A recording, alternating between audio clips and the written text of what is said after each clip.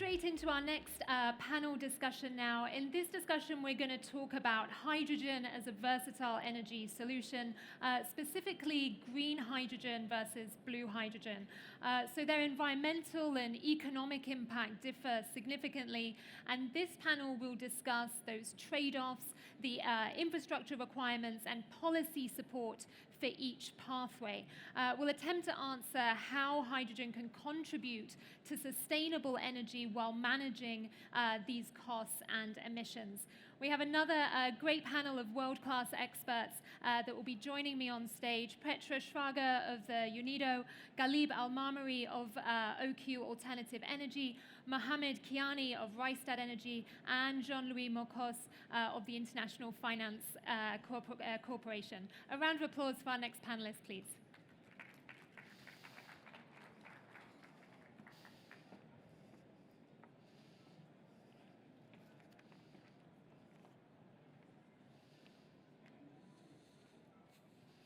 Thank you all so much for joining us. I want to start with a show of hands.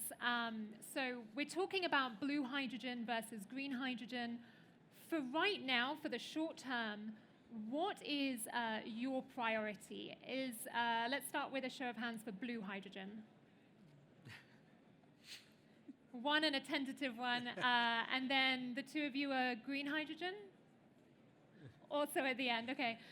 Let's put the question to the audience as well. Who here is prioritizing or most interested in hearing about blue hydrogen? A few hands. And green hydrogen?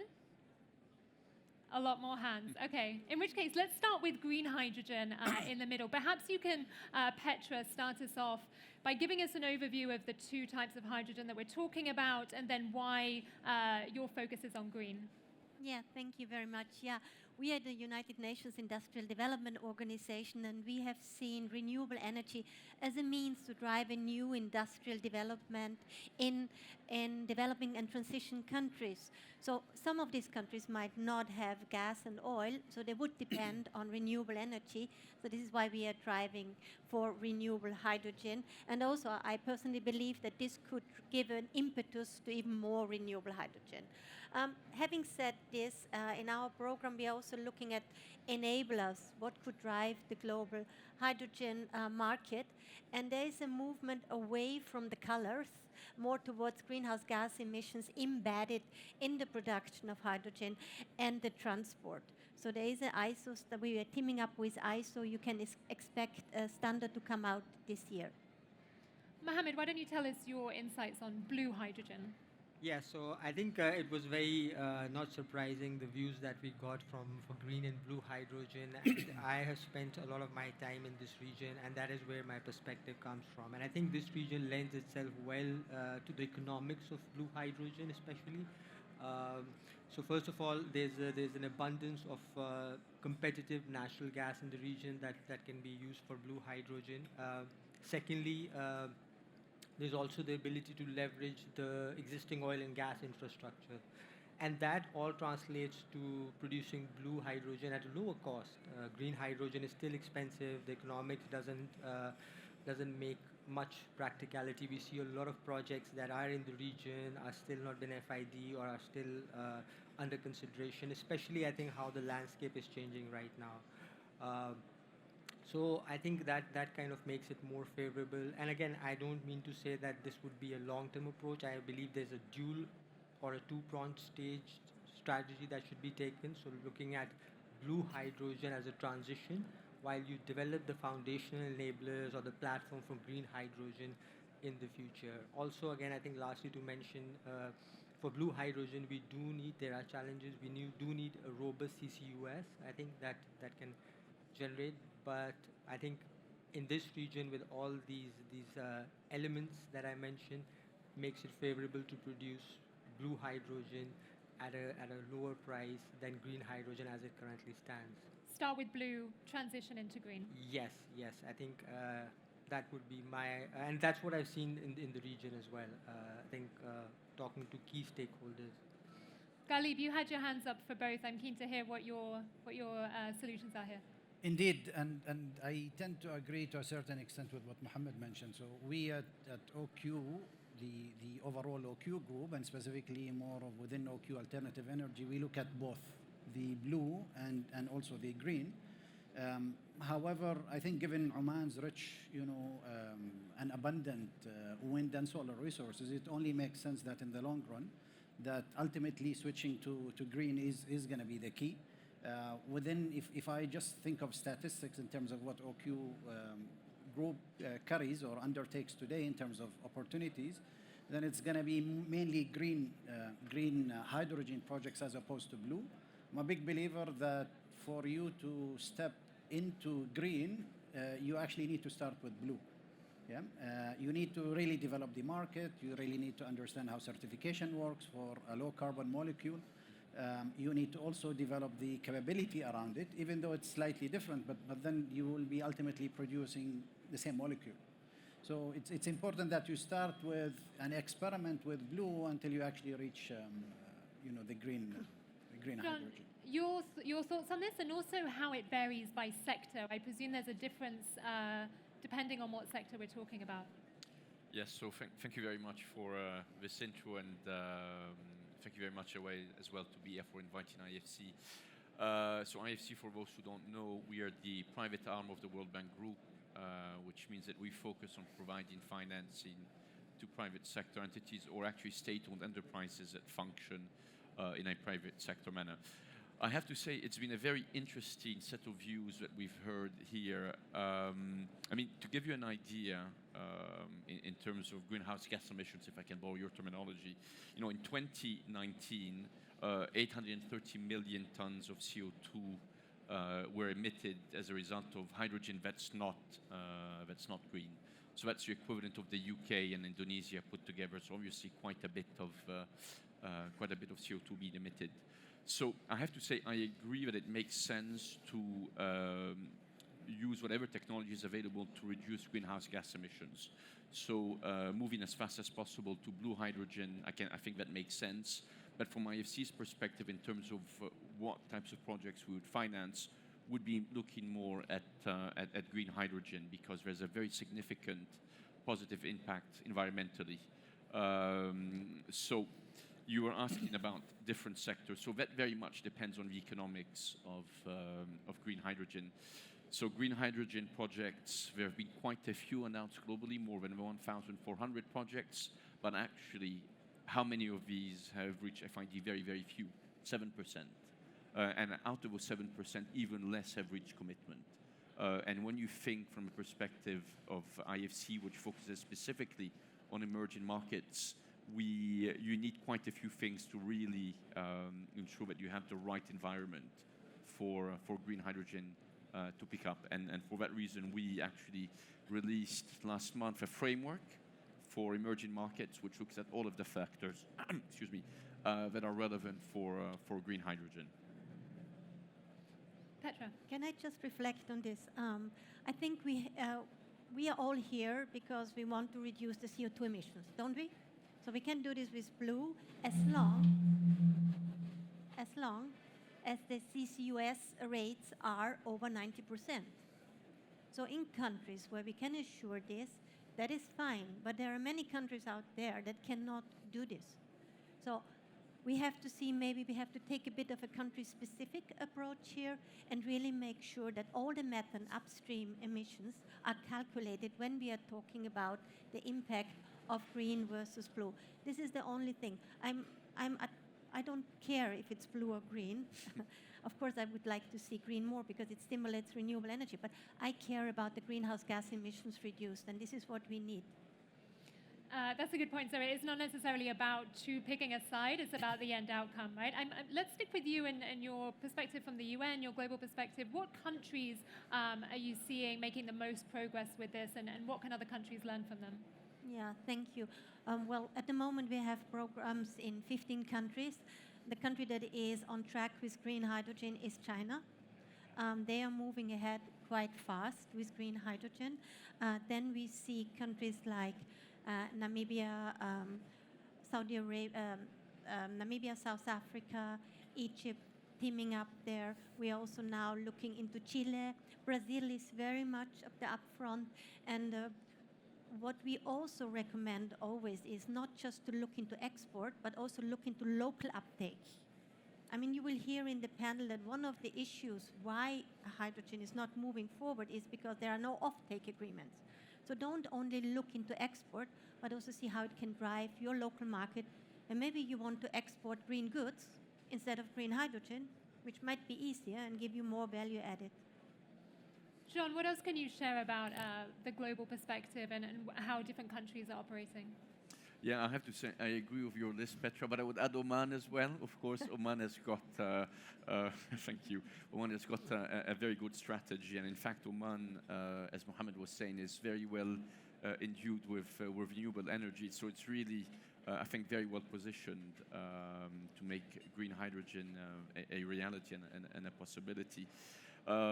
So out of all of the emerging markets that we work in, we are only aware of 7 that are operational these days. So it's Brazil, indeed, as you said, Chile, China, Egypt, and of course you have the really big one next door here in Saudi Arabia, the NEOM project, but that is still not operational. That's still, I think, a year and a half away from reaching reality. And in fact, if you look at what's happened with NEOM, it started off with $5 billion, and the costs have increased a little bit since that project was basically reached FID. So I think there isn't a one-size-fits-all approach, but there is an underlying framework. You need to ensure that the government has the right strategy. Is there a strategy in place, for instance? Are there any incentives? Do you have subsidies? Do you have the right definition of green hydrogen, actually? That's very important. Certifications, quotas, but you also have supply-side considerations and demand-side considerations. So what you need, for instance, to make green hydrogen a reality, you need quite a bit of water. So it means that if you want to have water and don't want to displace water that's used for the population, you need desalination.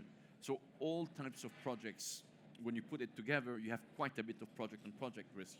Your ports, if you're exporting, your transmission lines, and so on and so forth. So you really have quite a huge amount of projects to think of to make green hydrogen a reality. It's true, as Petra was saying, you can have an inward focus, which means you can maybe reduce some of your costs, such as ports, etc. But it really depends on your pull and push factors. Mohammed, this reminds me when we've spoken in the past about the sort of critical ingredients that are needed, right? Perhaps you could share that with the audience. Yes, so I think some of my peers already alluded to the critical enablers, and I think it's very important to have these enablers that we call it, and we worked with a lot of governments or players in the region here as well. So one of them is, of course, having the right support, and that could be government support in terms of incentives, subsidies, and that is very important to encourage players to actually invest in this region. There is the success of green hydrogen especially depends on off-take agreements. We don't see that, so there is uncertainty within investors as well to commit such large capital to a project when they don't have a guaranteed off-take projects for something that is going to probably be happening for 4 or 5 years down the line. So like I said, the economics of hydrogen is still quite high, so that is something. Secondly, regulations. So, and I'm sure my colleague from the UN can talk better, but there's still no standardization or certification of what is blue, what is green hydrogen. So I think that is very important as well. So able to export or develop it as a commercial, what is the right definition as well. So I think those are critical enablers that you need to have. But of course, from a public, it's not just from the government or the private sector can also play an important role. We see that it has worked quite well. So the public-private partnerships, so they can commit finances, capitals, or technology innovation. That is very important. I think the more innovation you scale or share, that will help to bring down the cost of hydrogen, green hydrogen down in terms of electrolyzers or other aspects as well. So, and R&D as well. I think all of those things that can really help to expedite this process faster for green hydrogen to come online and reduce the cost, and also at the same time spread the adoption of green hydrogen within industry which are hard to abate as well. So I think you did mention about some of the sectors, of course, if you look at their fertilizers, steel, chemical. So there are industries, there is demand that you can replace with green hydrogen as long as it makes economic sense. And I know that companies are willing to adapt to hydrogen, but then again, these critical ingredients slash enablers, whichever we want to call them, all of them have to come in place at the right time to make sure that we see that as a reality. So the need for collaboration, the need for standardization, I think that's going to be a theme that we hear throughout Yes. these 2 days. Definitely, I think that is something. We know that some of the countries are working on that, but I think at a global level, collaboration, especially among the major countries that are willing to go forward with that, Japan, South Korea, Germany, I think the others one that they mentioned. So I think they can play a key role in making sure that, especially I think regulation, standardization is an important. And again, I think we can be color agnostic. I think this is what my work was mentioning. Uh, and it doesn't really matter because at the end it's just hydrogen. You're giving a name. So making sure that you're able to monitor and measure the emissions across the life cycle. I think that is more important. So we're able to achieve our energy transition goals and things like that. So I think that is very important. Whatever color coding you give it. So for us, it's more like to be color agnostic. Ghalib, if these challenges can be overcome, what do you think makes hydrogen specifically promising for Oman's transition and the region's transition? Thank you, Michelle. Maybe if I can take a minute or so just to explain what Oman has actually done, which is just linking on what Petra mentioned. I think Oman was one of the really pioneering countries in the whole world, not only in the region, to kind of advance green hydrogen as a new economy for Oman. Oman was one of the very few countries and one of the very first countries that actually established an entity called Hydrom in our context to kind of orchestrate the sector, the green hydrogen sector. Oman has also issued a royal decree that kind of declared over 50,000 square kilometers of land that is ready to be utilized for renewables and also green hydrogen. The regulatory framework is already in place. Hydrom has actually done 2 rounds of auction for all of the green hydrogen projects that resulted in 8 blocks or projects being awarded to international developers. Round 3 is also on the verge of being launched. So there is a great momentum, and I know also other countries have actually kind of adopted parts of what Oman has actually done. There has been G2G discussions between Oman and Egypt, Oman and Morocco, and my understanding is that a lot of the regulatory framework was kind of copied to a certain extent from what Oman has actually done. Now, and why Oman has actually done that? Because we believe that there is a value in this sector for Oman and also for the region. Historically, this region has been blessed with abundance of oil and natural gas, and that's why you see a lot of the gas-based industries, but also a number of refineries apart from the crude that we actually export around the whole world. What we have also been blessed with is an abundance of renewable resources. This region, the whole GCC or the whole MENA region, in fact, is blessed with one of the really best, wind and solar resources. And if you complement that with access to shipping routes, fantastic, port infrastructure, you have a perfect combination of what could actually, become a really, solid and reliable green hydrogen industry. What is really missing is the market. And the local market is yet to be developed, and this is the kind of the curse of also being blessed with, cheap and natural and crude oil, because the incentive for you to decarbonize is not there yet, Unlike Europe, for example, or the Far East that actually requires this for energy security, this region is really blessed with resources. Back to your question in terms of what does it really bring to Oman, I think it brings multiple things, and why, what promises does it give to the nation? I think one, it's the establishment of an industry that never existed in the past. A few years ago, we never talked about green hydrogen as a potential industry. Today, it is the talk of everybody's, every national in Oman. And I'm sure it's also the same for countries like Morocco, Saudi Arabia, and Egypt. But at the same time, it does also bring an opportunity for us to decarbonize, especially for these hard-to-abate industries that are plentiful in this region as well. You've got a number of refineries, you've got also a number of cement plants, and you even if you start to electrify or you do energy efficiency, there will be a point when you will need to take that extra step by moving to something like green hydrogen. So it's inevitable. Just going to be a matter of time until the really market matures or develops, and the cost actually comes down. That we actually see local industries, in this region as well. Let's stick with costs and with green hydrogen specifically. Jean, where are we seeing the price going? What are the factors that are influencing it, and how much further does it have to go before it becomes a more economical option? Yeah, so it's a very good question. So cost is obviously a key issue, which I think is holding back the development of green hydrogen as much as we would like, as well as the lack of demand and offtakes, as was alluded to earlier in this panel.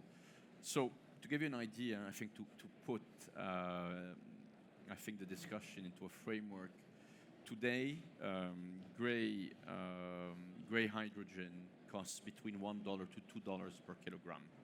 If you move to blue hydrogen, which means you add carbon capture technology, the cost moves from 180 to 470 per kilogram. How much does green hydrogen cost? So the range is $4.70 to $12 on average per kilogram. So obviously you can see there's quite a cost differential. So in order to make this industry competitive, costs have to come down, which means that you need all of the ecosystem around green hydrogen to come down. So you need electrolyzer capacity to reach a certain level of maturity, which it isn't today. And it isn't today because you have a lack of offtakes, which means you have to think about subsidies and all of the things that we're discussing today. And as a result, if we want to reach our targets, the 1.5 degree scenario requires $700 billion worth of investment every year between 2023 and 2030. We're not there yet. We are roughly 360 of just announced projects.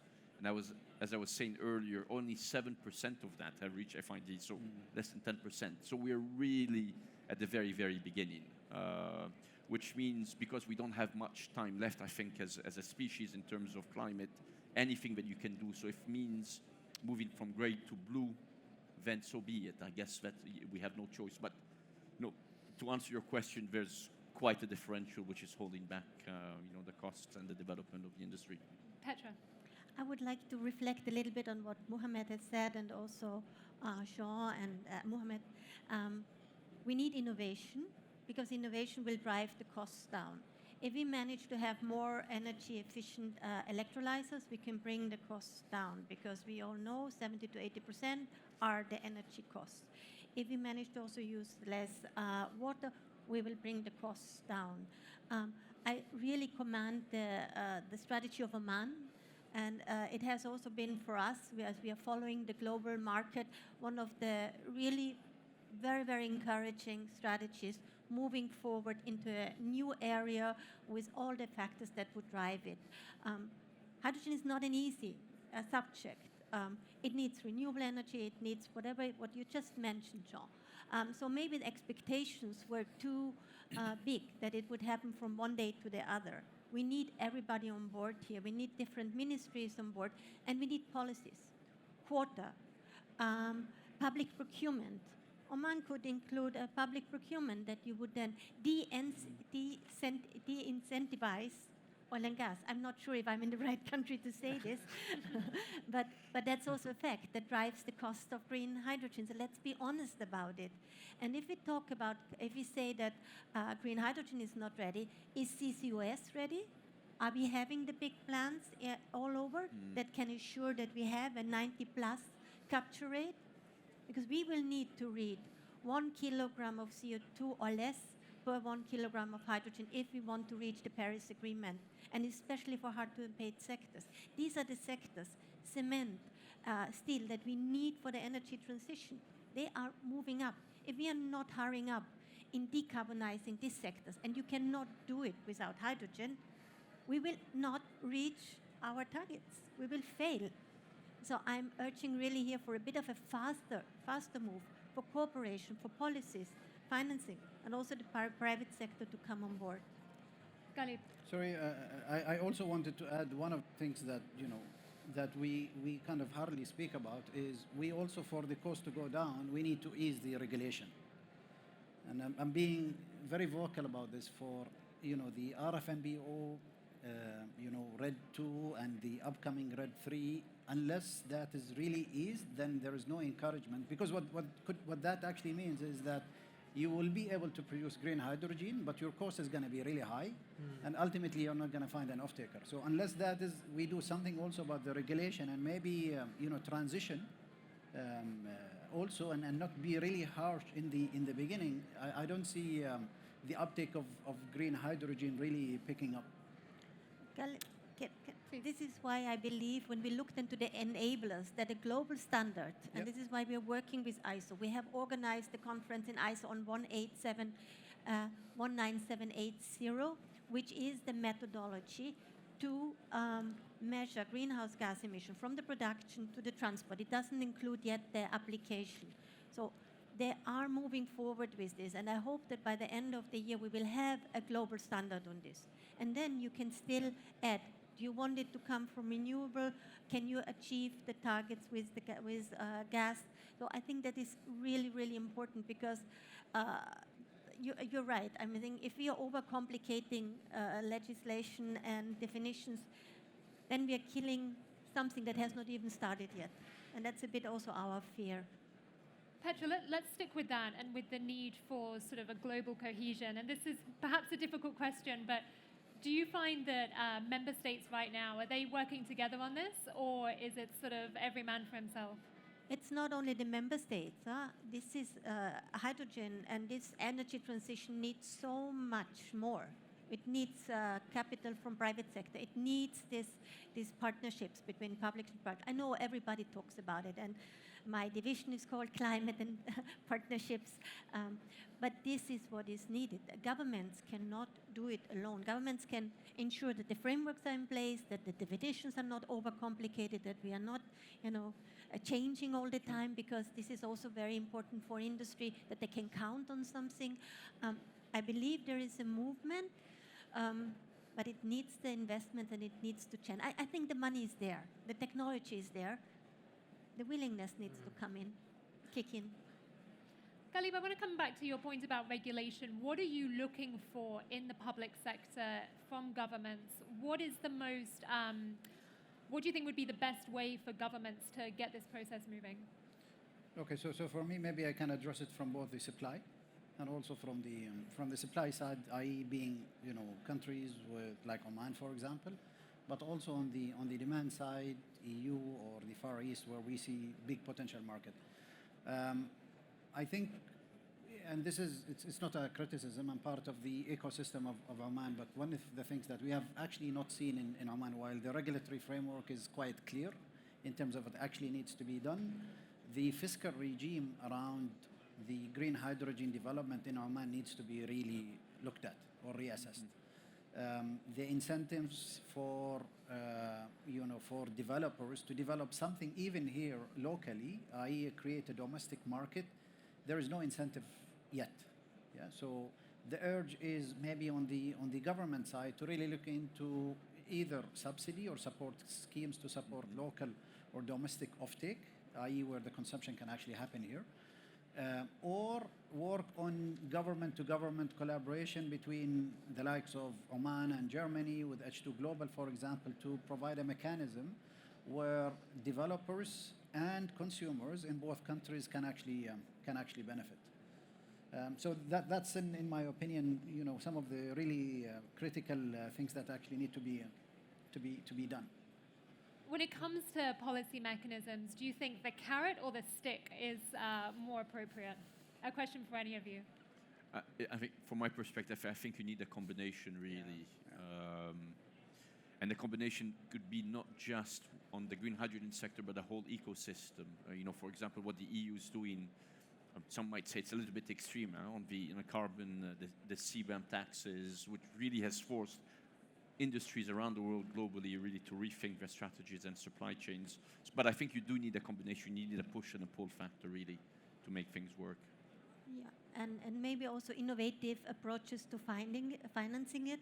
In my division, we are now looking into carbon market projects for hydrogen, so developing a methodology that you can do carbon offsets when you do a hydrogen project. We will have the methodology ready to be registered also with UNFCCC and under Article 6. So I hope that next year we are going to start our first pilot projects with projects that are already existing and that are using the hydrogen in place for local adaptation. This is relevant. Thank you. Yeah, so I agree, and I think I second what my colleagues are saying. I think we need a combination of stick and carrot approach. And again, I think just maybe when we talk about this topic, we're overcomplicating it too much, regulations, financing, and I think ultimately it boils down to, because we work with a lot of industries, what makes economic sense. Like if we just take an example of steel, for instance, and in UAE, for instance, Emirates Steel is looking at green steel. The consumer will not pay a premium for green hydrogen because ultimately the application is the same for steel, whether it's green or blue. It's just that how they're using, right? So they're very, if you look at Japan or South Korea, maybe they have the willingness to pay for that much, but especially if you look at regional or in Asia as well, like subcontinent, there's not much willingness to pay for a premium just because it's green hydrogen. Okay, it's not going to make my house stronger, that's steel, right? So we need, maybe the government can then again, provide subsidies or incentives to the steel industries or to consumers as well. So, and in this region, there is not a carbon market in place as well. So trading that the private sector or these players can do it themselves. So again, I think just to second, there's a stick and carrot approach, push and pull incentives. But ultimately, it has to, I think, from a consumer point of view, it has to make economic sense. However way it comes, I think government does that, the private public does that. I think that needs to be in place. So again, that need for the private sector and the public sector to work any together. levels you can use. I have so many more questions for each of you, but I do want to give our audience the opportunity to ask the questions to the panelists. Are there any questions in the room? We had a good show of hands earlier between blue and green. I'm wondering if anyone's perspectives have changed. Yes, the woman over here, please.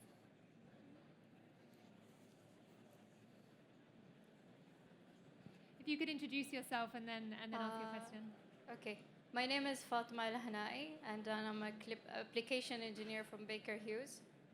And also I worked in a project involving design photobioreactor for cultivating microalgae, for capturing CO2, and also producing green hydrogen. So we got the fund from Omantel, which is a local company here in Oman, so we can start up a company. So I'm at this point the cause and the solution because I work in a well construction also. So my question is, in the concept of scaling green hydrogen, how do you see the role of bio-integrated systems and technologies like this project in complementing and even competing with the conventional green hydrogen and blue hydrogen pathways, like from different regions and different perspectives? I would like to hear that. Who would like to take that? It sounded to me like a very technical question. But I think, listen, the way I would answer this is if there's any proven technology that is bankable in its own right, which can receive commercial financing, fair enough. That's, you should finance it, but you have to go ahead and demonstrate that it is bankable. I have to say, I haven't heard of the technology you described. I don't know if others on the panel have, but if it is bankable and can it be the recipient of funding, then great. I would like I don't want to speak a lot because we are starting up the company now. So we're keeping the ideas for ourselves for now. Fair enough. We have one Yeah. more Can question I here. just invite Yeah. you to apply for one of our next programs? We are having an A to D program for startups in hydrogen. It's going to be launched pretty soon. Please apply. It comes from Tier 3 to Tier 5, and I think in Brazil they have included this technology also in their strategy.